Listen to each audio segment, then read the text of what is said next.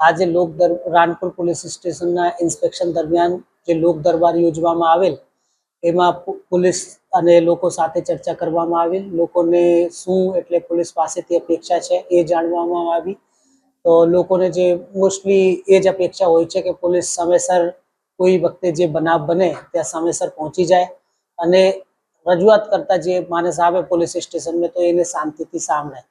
તો એવી જ રીતે અમે પોલીસ સ્ટેશનમાં હાજર જે સ્ટાફ છે, થાના ઇન્ચાર્જ છે, ડીવાયએસપી છે, એમને બધાને એ સૂચના આપી છે કે જ્યારે પણ અરજદાર આવે એમને શાંતિથી સાંભળવાનું।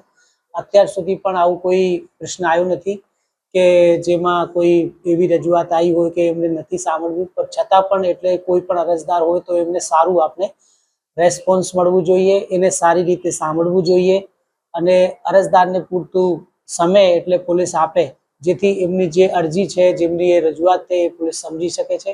એવું લોકો સાથે ચર્ચા થઈ।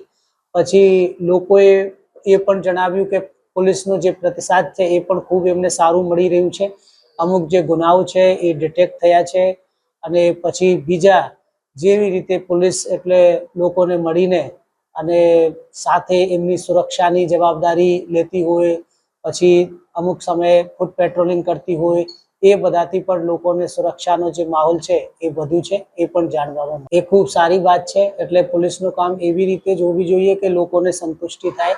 તો એ ખૂબ સારી કામગીરી બદલ હું જે થાના ઇન્ચાર્જ છે એસ એ પટેલ અને એમની ટીમને આખીને ખૂબ અભિનંદન પાઠવું છું।